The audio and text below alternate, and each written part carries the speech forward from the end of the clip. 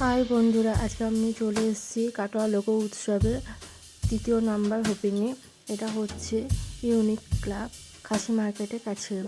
আমরা ভেতরে ঢুকছি। এটা পুরোটাই হচ্ছে বোতল দিয়ে তৈরি, বোতল এইসব চুমকি টুমকি দিয়ে তৈরি। এটা বুদ্ধদেবের মন্দির করা হয়েছে, খুব সুন্দর লাগলো ভেতরটা। কিন্তু আমাদের একই ঠাকুর আমার ভাল লাগে না, রোজ রোজ নতুন নতুন ঠাকুর হবে। এখানে রোজই ঠাকুরটা প্রত্যেকবারই একই রকম করে, কিন্তু ডিজাইনটা খুবই সুন্দর করেছে, মানে হেভি বুদ্ধদেবটা করেছে। ভেতরে দেখুন, এগুলো সব প্লাস্টিকের বোতল, এইসব বল টল যেগুলো আমরা ব্যবহারের যোগ্য নয়, সেই সব ফেলে দেওয়া হয়, সেইগুলো দিয়ে কাজটা করেছে। খুব সুন্দর করেছে ভেতরটা।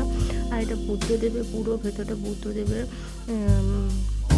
মূর্তি আছে। বুদ্ধদেব কেমন থাকতেন, কখন কী করতেন, সেই প্রত্যেকটা পোজে এক এক রকমের অবস্থায় সেই ছবিগুলো তোলা আছে, এখানে দেখানো হয়েছে।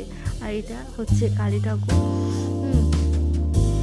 দেখুন, আমরা কেমন লাগলো অবশ্যই যেন আপনারা জানাবেন, ভালো লাগলে শেয়ার করবেন।